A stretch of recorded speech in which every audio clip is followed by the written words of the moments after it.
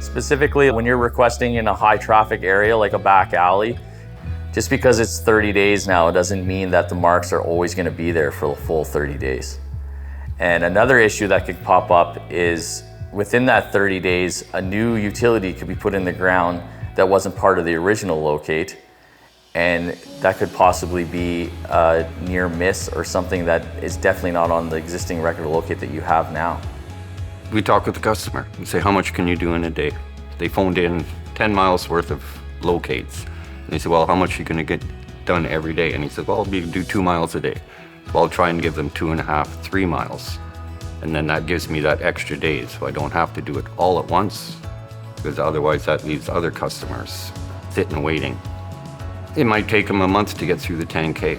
By that time, it's rained 3 times or it's snowed a foot, marks are gone. And then they end up phoning them back in again, and you end up coming back out again. But if you can give them enough to keep them busy and stay ahead of them, then the marks are always fresh by the time they get to those marks. If the flags are still there, then you're fine within 30 days. So that's why they went to a 30-day thing, is to save the customer having to phone them back in again every 10 days. It's the contractor's responsibility to maintain the marks after the locates have been done. Making sure that they're not disturbed within that 30 days or nothing has changed on them, that you're losing exactly where the marks were put on the ground. That means flags pulled, paint kicked out, or washed away. Even somebody cutting the lawn, they're gonna pull the flags to get them out of their way as well. If the marks are gone completely, they have to phone them back in again, because you want pinpoints, you want accuracy.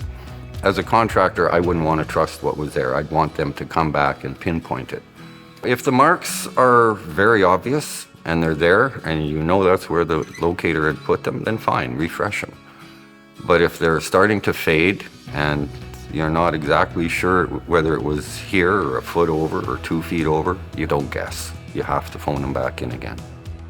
Well, it's important that whoever called in the locate request is knowledgeable of the job, and whoever is going to be doing the excavating has a record of locate with them and can reference what is painted and flagged on the ground to what they have in their hand on the paper.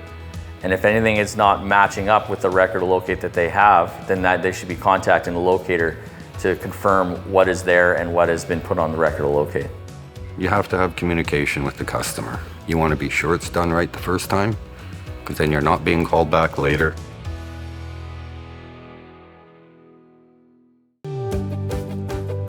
Rewatch these videos and many more by going to scga.ca and clicking on the YouTube link at the top of the page. Thank you to the following for their time and expertise.